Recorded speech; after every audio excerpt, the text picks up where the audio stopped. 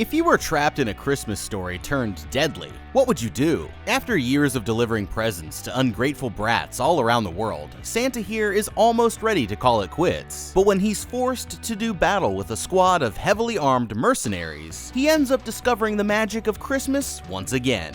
You better hope that you're on the nice list, because this year, Santa's handing out more than just lumps of coal. And we're here to break down the mistakes made, what you should do, and how to beat the Christmas Eve killers in Violent Night. This unsuspecting family is about to have the most insane holiday of their lives. It's Christmas Eve at a pub in Bristol, England, and jolly old Saint Nick is posted at the bar, drowning his sorrows in cup after cup of cheer. He should be out delivering presents, but something's wrong. You see, kids these days don't appreciate him like they used to, leading him to wonder why he still goes through all of the trouble of doing this every year. It seems like Santa here has lost the Christmas spirit and is thinking about hanging up the boots once and for all. Meanwhile, across the pond in the wealthy town of Greenwich, Connecticut, this guy Jason hops in the car with his estranged wife Linda and their young daughter Trudy. The girl is thrilled to see him, but Linda here not so much. They're off to spend the night at his ultra-rich mother Gertrude's private estate, where they're in for a Christmas surprise unlike anything they could ever imagine. When they arrive at the house, they find that the place is already bustling with private security and employees from a catering company hired to serve their meals for the evening. Jason's rude, alcoholic sister Alva is there too, along with her boyfriend Morgan, a wannabe action hero, and her social media obsessed son Bert. Alva here thinks that this might be their mother's last Christmas and is openly planning to flatter her way into inheriting the family fortune. Jason, on the other hand, pretends not to care, but he's secretly working on a plan of his own, and he's not the only one. After dinner, Trudy mentions that she never got a chance to tell Santa what she wanted this year. Thinking quickly, Jason gives her an old walkie-talkie that says she can use to talk to him, although he might be too busy to answer her back. While her parents listen through the door, the girl reveals that her only wish is for them to get back together. Unbeknownst to anyone, Santa is already upstairs taking a load off in an electric massage chair. At the same time, one of the workers from the catering company enters the compound's security room, where he knocks out the guard before also shutting off their Wi-Fi. It turns out that a bunch of naughty boys and girls have secretly infiltrated the house while disguised as servants, and now it's time to steal Christmas. Armed with military-style weapons, the attackers storm through the house, quickly killing off anyone who isn't with them. Hearing the gunfire, Gertrude's private security team rushes her to the panic room, but the attacker's leader, who goes by the codename Mr. Scrooge, is already there waiting for her. After killing the two last guards, he orders his men to take the rest of the family hostage, and their very own nightmare before Christmas has officially begun.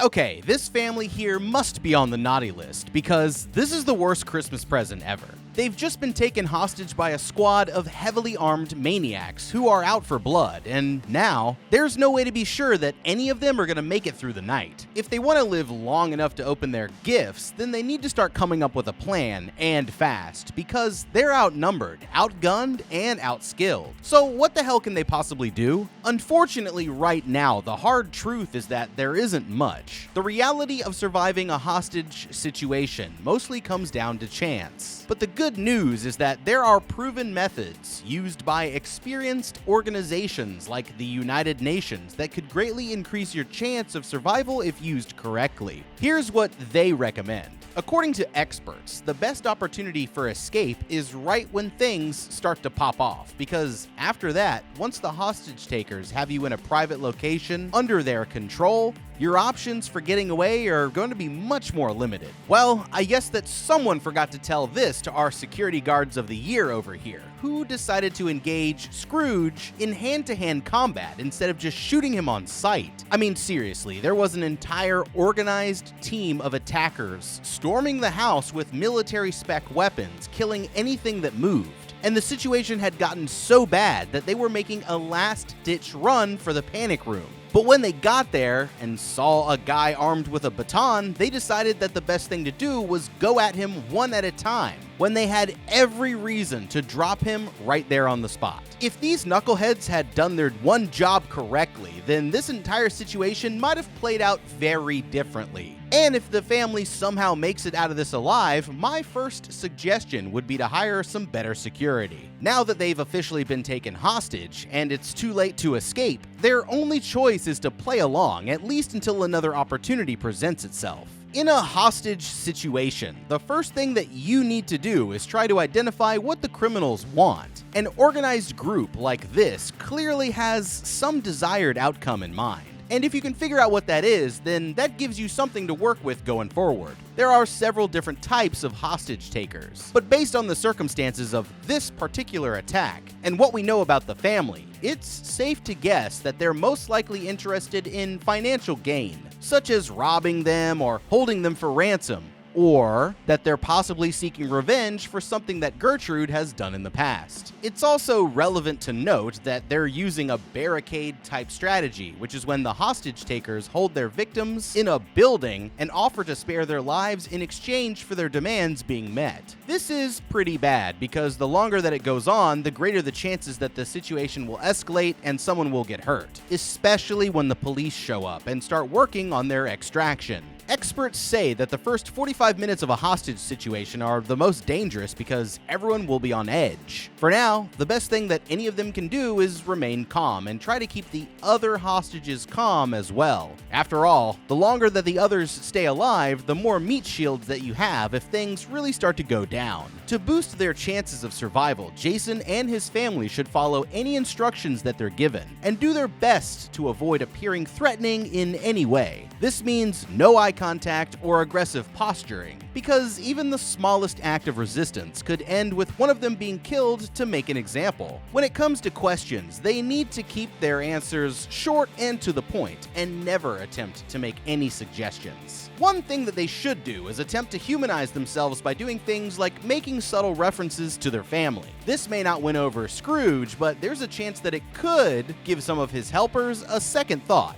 And turning them against each other even a little bit can only be a good thing for you here. Keeping your composure despite the circumstances might also get them to start respecting you, which could help towards making you more of a person in their eyes instead of simply a target. Now, as things begin to settle down, they need to pay attention to their captors' behaviors and characteristics, and keep a sharp eye out for any weak links that might provide opportunities to fight back or escape. They don't want to jump the gun here, but since there's no guarantee that these guys are going to let them live in the end, choosing the right moment to make a break for it could end up being worth the risk. One thing that's obvious is that the attackers are mostly there for Gertrude, which unfortunately could mean that the others are expendable. With this in mind, I'd lay low and let her take the heat, essentially using her as a meat shield while drawing as little attention to myself as possible. Finally, there's one last idea that I'd want to try if the opportunity presents itself. Scrooge here cut off the Wi-Fi and phone lines, leaving them without internet connection or a cell service. But there's still a chance that they could call for help. Since they're incredibly wealthy, it's possible that at least one of them has the newest iPhone. And one feature that's recently been added to the platform is the ability to contact emergency services via satellite even when you're otherwise completely off the grid. That pretty much sums up the family's options for now, but there's still a third party at play here, which is Santa himself. If it were me, I'd be zipping right back up the chimney and getting out of there before it's too late. But luckily for the Lightfoots here, Santa is about to come to the rescue. Hearing this all go down, Santa grabs his sack and tries to dip back up the chimney, but for some reason, his Christmas magic doesn't seem to be working. The window is too high to jump out, giving him no other choice but to hide behind the tree as one of the heavily armed attackers enters the room. The man quickly spots him and starts beating him down with the stock of his rifle, but that's when Santa here decides that he's done playing nice. Grabbing the weapon, he headbutts the man and drops him to the floor, which causes him to let off a burst of automatic fire that scares away the reindeer, leaving Santa with no way to escape. The two of them continue trading blows and throwing each other around the room until the attacker finally gains the upper hand, choking Santa out with a string of Christmas lights. Just when it looks like it's curtains for Kris Kringle here, he grabs a sharp object and stabs the man in the leg, stunning him before pushing him out of the window. Still caught in the lights, Santa ends up flying through the window too and crashes to the ground several floors below, injured but still alive. The gunman, however, wasn't so lucky, having been impaled on a sharp decoration from the fall. Okay, I guess this guy asked for a can of whoop-ass for Christmas, and Santa here just delivered. Santa seems to be able to hold his own, but if it were me, I'd take this opportunity to grab the weapon off of the dead guy, even if it's just the handgun on his leg. That way, I'd stand a better chance of defending myself in case I ran into any more of these mercenaries. Even with the pistol, he's still outnumbered 8-1. So instead of trying to fight back, I'd be looking for a way to escape. Both the guests and the hostage takers had to have gotten to the house using some kind of vehicles. So I'd look for whatever's in the driveway or parked down the road and hope that someone left the keys in it so that I could get out of there before the others catch on. Right now, Santa has no reason to put his own life at risk to save a bunch of naughty adults, but everything's about to change when he realizes who else they have hostage. Just as he's about to sneak off into the woods, Santa spots Mr. Scrooge and his little helpers holding the family in their living room. Under any other circumstances, he'd be more than happy to let these greedy grown-ups fend for themselves. But when he sees that they've got Trudy, he decides that he just can't leave an innocent kid behind. Inside, Gertrude breaks the news that holding them for ransom isn't going to work out. She has her own private kill squad who take no prisoners that's already on their way.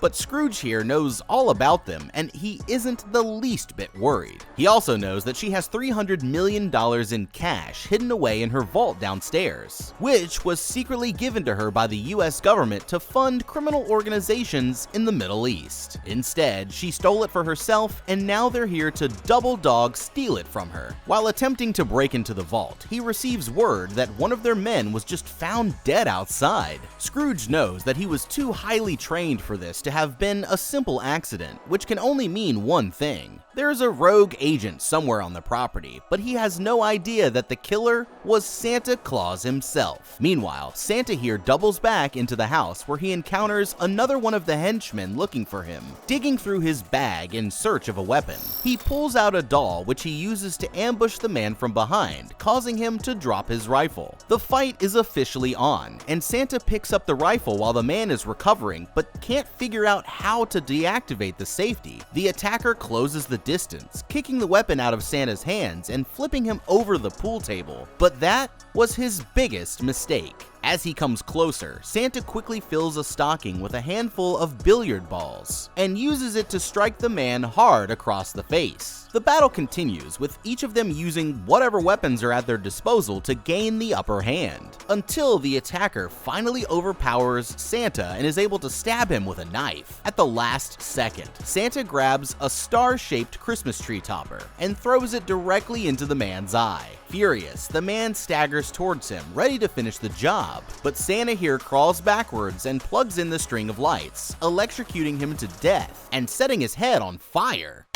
Okay, talk about an electrifying finish. Santa here has single-handedly taken two of these goons down, and is slowly but surely thinning out their ranks one at a time. He's definitely holding his own, but the truth is that this fight cut it pretty close, so he might want to make some adjustments to his strategy before his luck runs out. Santa isn't just some ordinary guy after all. He's got access to magical powers and needs to start using this to his advantage. For example, his bag seems to act as some sort of portal to an infinite storage dimension where he gets his toys from. So what would happen if he turned it upside down and stuck it over somebody's head? Would they just disappear into the void? Because if so, then sneaking up from behind and hitting them with a surprise sack attack seems like a quick way to end the fight. And what about the elves? He's supposed to have a small army of those jolly little helpers putting toys together back at the workshop. So why not call them in for some backup to even the odds? If nothing else, then now that he knows how to take the safety off, he should definitely pick up one of the dead guy's guns to use in the next fight. Christmas magic is great and all, but a fully loaded M4 can be pretty effective too, so it'd be a mistake not to take advantage of everything at his disposal. For the family, they should capitalize on the opportunity that's presented while Scrooge and his goons are investigating what happened to their friend,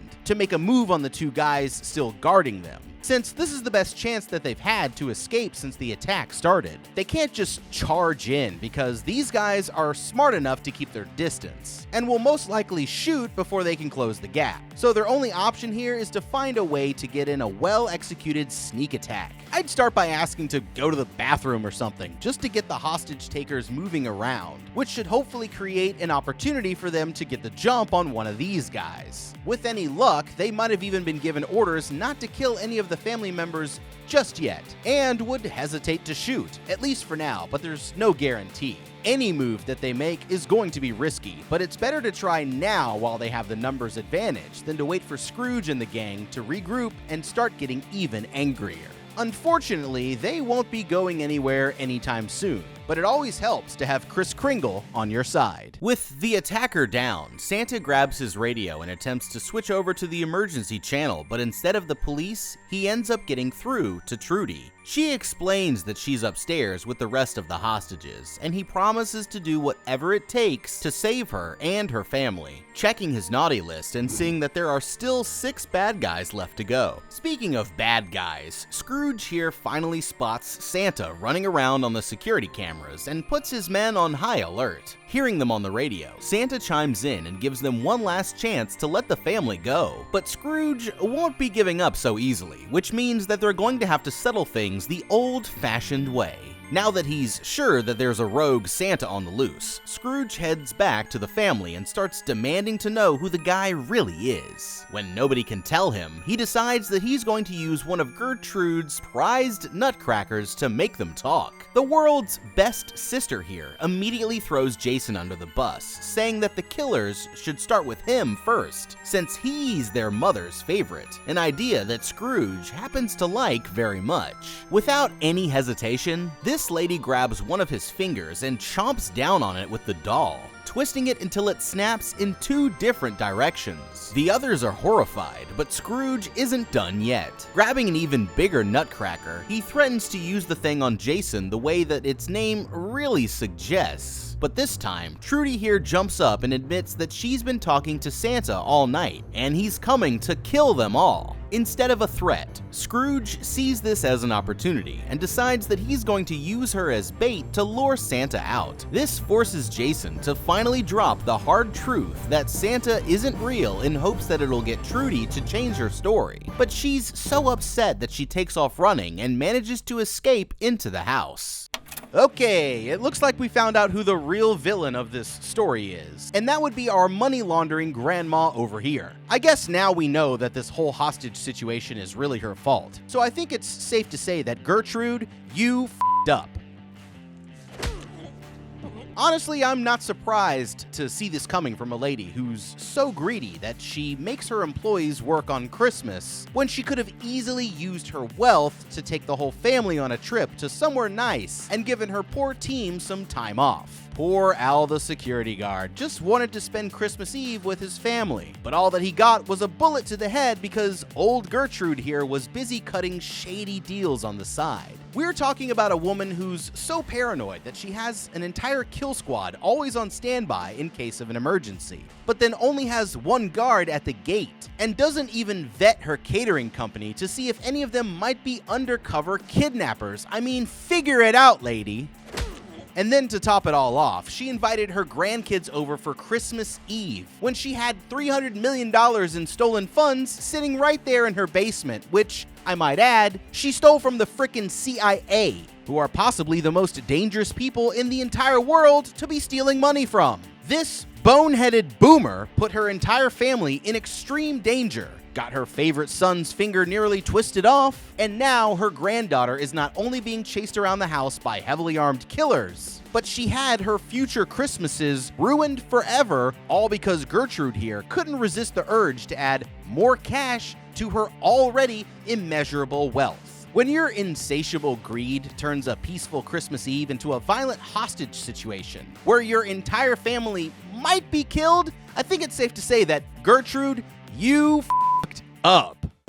Wounded, Santa staggers into an unoccupied room and begins patching himself up with the present wrapping supplies. He's able to make it through the process, but the moment that he stands up, he topples over and crashes to the ground from the pain. While he's unconscious, Santa starts flashing back into memories of his past life as a Viking warrior, until a voice over the radio suddenly wakes him back up. It's Trudy, and she's managed to escape into the attic for now. She wants to help by setting up some traps, Home Alone style, but first, she needs some answers about what her dad said about him not being real. As proof, he starts bringing up Christmas gifts from her past and letters that she'd sent to him over the years, which quickly makes her a believer once again. It's a touching moment, but there's no time to waste because Santa still has a half-dozen bad guys that need to be crossed off the naughty list. Switching to psychological warfare, this minion here orders the family to start opening up their presents a night early, since some of them might not end up living to see Christmas morning. Gertrude gets hers first, of course, and after Morgan and Alva's presents fail to impress, she decides that Jason should go next. Nervously, he starts trying to lie and say that he left it out in the car, but Bert here immediately blows up his spot and grabs the gift out from behind the tree. All that Jason can do is watch as she opens the present and reads the card inside. Whatever it says, he did not want her reading it early,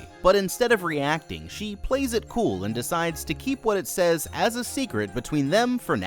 Well, it turns out that Jason here isn't the only one with a secret. While resting up for the next battle, Santa confesses that in a past life, he went by the name of Necromund the Red, a Viking warlord who would ruthlessly slay anyone who dared to stand against him with his trusty hammer, Skull Crusher. Santa hoped that he'd left these dark days of pillaging and bloodshed behind, but just when he thought that he was out, old Scrooge here pulled him back in. Except this time, he has the chance to use his powers of violence for good instead of evil. Despite his questionable past, Trudy here says that she still believes in him, and this begins to give Santa some of the Christmas spirit that he needs to finish the fight. Okay, this is an interesting development.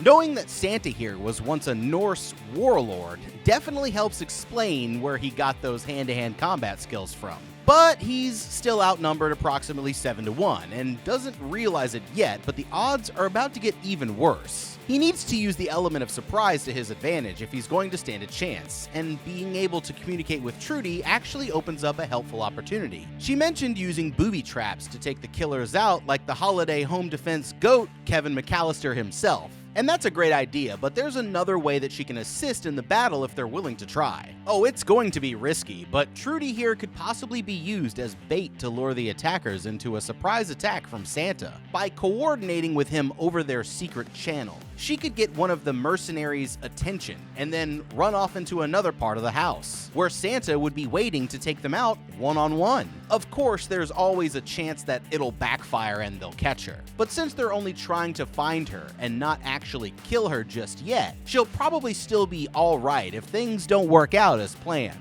In the meantime, Santa here needs to find some weapons. The room that he's hiding out in is full of presents, so I'd try opening them up, and maybe he'll find something useful like a set of kitchen knives or a baseball bat inside. Even a poker from the fireplace, scissors for cutting the wrapping paper, curtain rod, or a lamp could do the trick in a pinch. Alternatively, he could keep digging around in his bag until he found a weapon in there. He should have a way to check his inventory for specific items that he could use, like the Pip-Boy in Fallout. Or if he really has no idea what's in there and it's all just determined by Christmas magic, then trust the magic to provide him with something useful. All in all, Santa's put up a pretty good fight so far, and this family just might survive the night thanks to him. But if you think that the odds are stacked against him now, just wait until you see what happens next. Out in the hallway, Santa quietly sneaks up behind one of Scrooge's minions, but just when he's about to take her out with some tinsel, he accidentally blows his cover, getting her attention and forcing him to retreat back into the parlor. He manages to lock himself in just in time, only for Scrooge here to come along with a fire extinguisher, which he throws at the base of the door and shoots with his shotgun, causing an explosion that catapults Santa backwards across the room. When he wakes up, Scrooge and his minions have already taken him hostage. They're busy digging through his sack looking for some ID. But all that they find are countless toys meant for the good boys and girls all around the world. Furious, Scrooge takes the bag and throws it into the fireplace, saying how he's always hated the holidays after he accidentally killed a childhood neighbor while robbing their house one Christmas Eve. The others are shocked to hear that somehow this Santa knows all of their names and every present that they ever asked for as kids. They're starting to believe that he might actually be the real thing.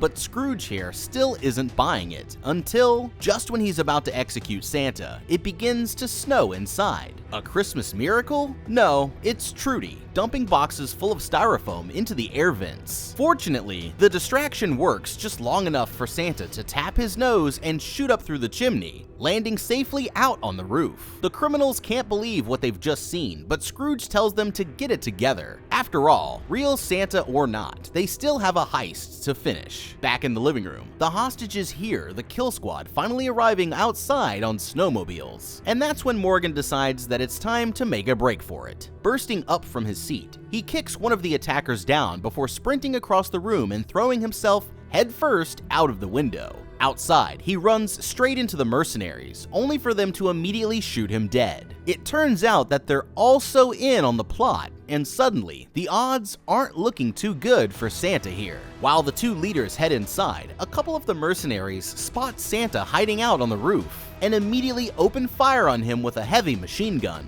Running for his life, he's forced to leap down into a snowbank before quickly taking cover in a nearby shed. Down in the basement, Scrooge finally gets into the vault, only to discover that it's already been cleaned out. He's absolutely furious to have hit a dead end after getting this far, but somebody has to know where the cash is, and he's going to find out who, one way or another. Storming back into the living room, he grabs a weapon and opens fire on their Christmas tree, demanding to know where the money is unless they want him to start taking out hostages instead. Gertrude insists that it's still in the vault, thinking that he must not have managed to get it open yet. But that's when the kill squad reveals that they've been working with Scrooge all along and they had a key to get inside. Somehow, someone moved the money, and he's going to start randomly blasting unless whoever it is speaks up soon.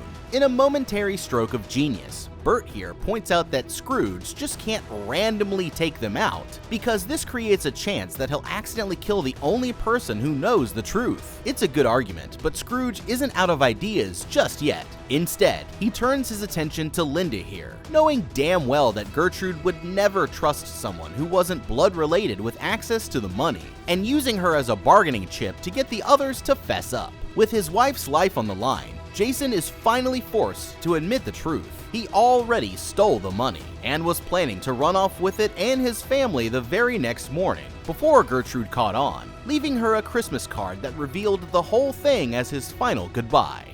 Okay, things might be looking bad for Jason now that he's officially blown his cover. But the truth is that, actually, this presents him with a great opportunity. If it were me, I'd tell the criminals that I'm only willing to help them find the money if they let Linda and Trudy go first. Since right now Jason is the only one who knows where the stash is hidden, they most likely won't be willing to risk killing his family and causing him to completely shut down. There's no guaranteeing that it'll work, but it's the best bargaining opportunity that he's had all night, so it's definitely worth a shot. Once he's gotten them to agree to at least let Linda and Trudy go safely, then he should make it as difficult and as complicated as possible for the criminals to find what they're after. No matter how many tricks he pulls, as long as Jason keeps them convinced that he's really the only one who knows where the money is, then they won't be willing to risk killing him, and he can buy himself some more time while he waits for help to arrive, or for Santa to finish them all off. Meanwhile, Santa calls up Trudy and tells her that he doesn't think that he's going to make it. There's a whole team of heavily armed commandos outside, and they're getting ready to light him up like a Christmas tree. Looking at his wedding ring, he tearfully confesses that if he could have just one wish, it would be to see Mrs. Claus one last time. Just then, he accidentally drops the ring and rolls it across the floor until it comes to a stop beneath a big red sledgehammer. Suddenly,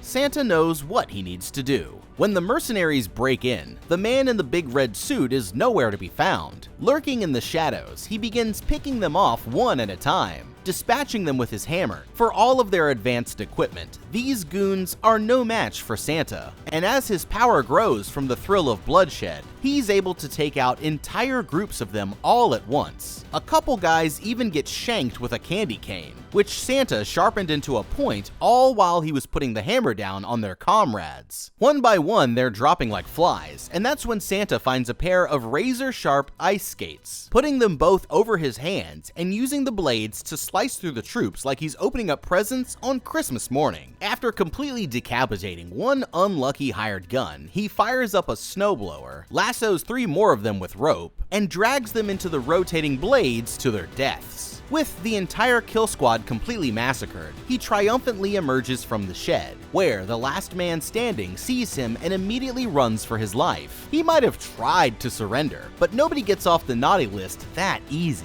and Santa hurls the hammer into his back, knocking him flat to the ground. Desperate to escape, the man pulls a grenade just as Santa closes the distance. But Santa catches the live frag and sticks it back down the man's jacket before casually walking away as he violently explodes. It's a Christmas miracle, and he's just taken on about 20 professional killers and lived to fight another day. Most of the kill squad are officially out of the picture, but that still leaves Scrooge and his men to deal with. Back inside, 2 of the minions start closing in on Trudy, but she's ready with a few surprises of her own. This guy thinks that he sees the traps, but fails to notice that she's weakened one of the rungs on the ladder, causing him to slip and fall right into a nail that pierces straight through the bottom of his jaw. His partner heads up there instead, but this time, Trudy releases a bunch of bowling balls, smashing the man below on his head and causing him to fall backwards onto a doormat filled with even more nails. Just when he manages to finally stand up, he pulls one of the nails out of his butt cheek and holds it up to his eye, only for the last bowling ball to drop down and pin it straight through the front of his skull, killing him instantly. Up in the attic, his partner isn't doing much better. She thinks that she's avoiding Trudy's traps, but ends up stepping right into a huge puddle of glue, leaving her stuck in place. While she's immobilized, Trudy here swings in and knocks the woman down into the puddle, which forces her to tear part of her own scalp off in order to escape. The beating doesn't stop there, because after stepping on glass from a bunch of broken Christmas lights, she rounds the corner and is slingshotted in the face with a heavy dumbbell, nearly knocking her unconscious. Unfortunately though,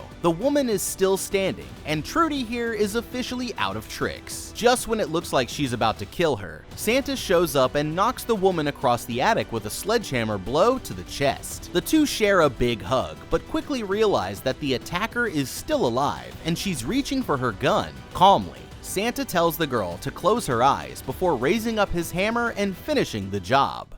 Okay, this is big. Now that Santa has Trudy, his first priority should be getting her out of there. By circling back to the shed, he could steal a snowmobile from the dead mercenaries to get her to safety, and then double back to the house or send some outside help to save her parents. However, if escape isn't an option at this moment, then he should at least get her to a safe location before continuing the fight. After all, saving Trudy has always been the priority, and he has to be willing to leave the adults to take care of themselves if necessary. Outside, Jason leads Scrooge and his men to the money, revealing that it's hidden below the hay bales in his mother's outdoor nativity scene. With the cash finally secured, Scrooge orders his minions to take out the rest of the hostages and get ready to go. This guy orders them all to get up, but gets overwhelmed when they all start arguing about who he should shoot first. In the confusion, Alva here throws her cup of alcohol into the fireplace behind him, causing a burst of flame that sends him stumbling forwards. In an instant, they tackle the man to the ground and start beating him with tools from the fireplace until he's finally knocked unconscious. It's a surprising victory, but while they're bonding over having actually done something as a family, the man springs back up, forcing Alva to stab him in the neck with a fire poker, killing him for real this time. Just then, Santa comes in with Trudy, and the others can't believe their eyes. He tells them that they should all get out of there, but Linda says that they still need to save Jason and Gertrude. So Santa tosses her a rifle, and the two of them get ready to take on Mr. Scrooge.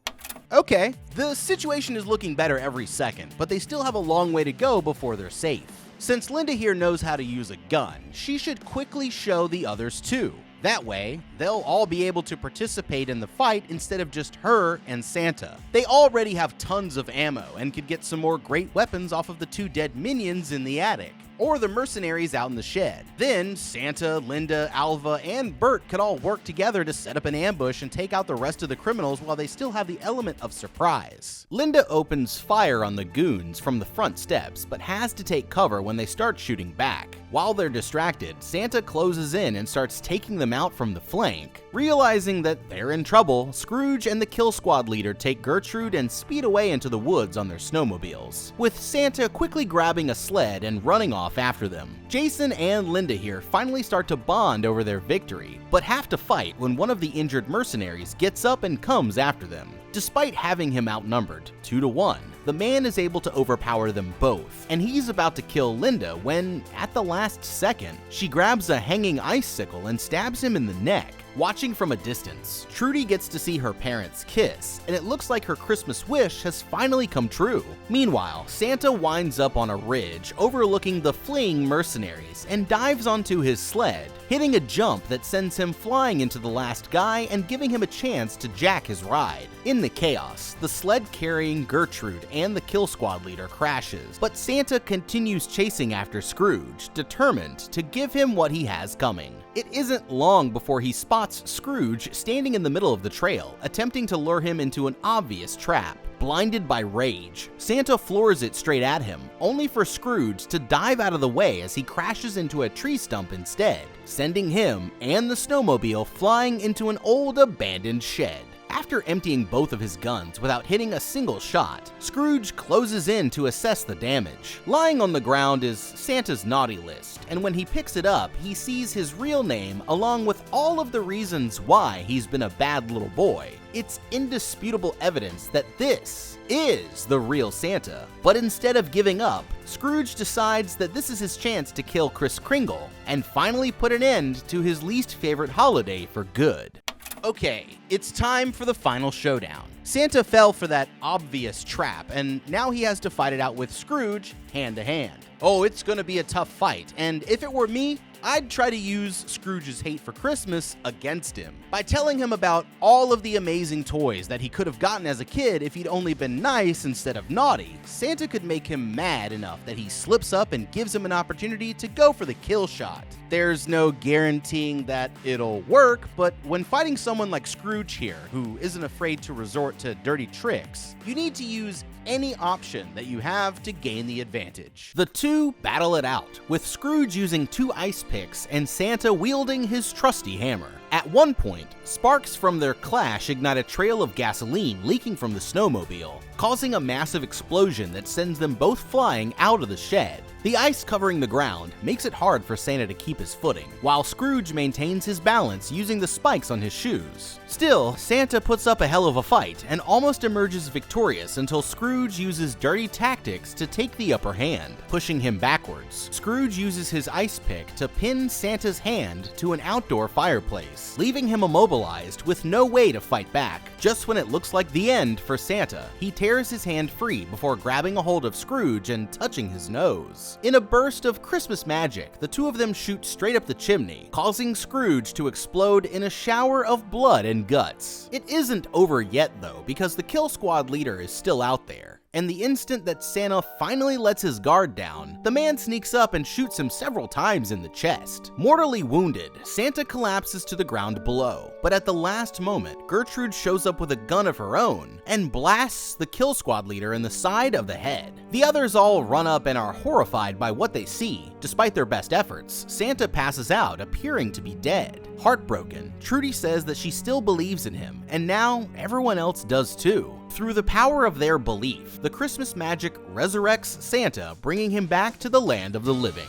As luck would have it, Santa's team of reindeer have finally decided to show back up, and they brought along with them his backup sack, as well as his warhammer and a heartfelt note from Mrs. Claus. Even after such a brutal battle, Santa here still has a job to do, and after bidding Trudy a tearful goodbye, he sets off into the night sky to deliver presents to all of the nice boys and girls. Full of the Christmas spirit, once again. But what would you do if you were just visiting your grandma and a bunch of people kicked in the door and said that she had $300 million in your basement? I'm sure you would be like, what the f***?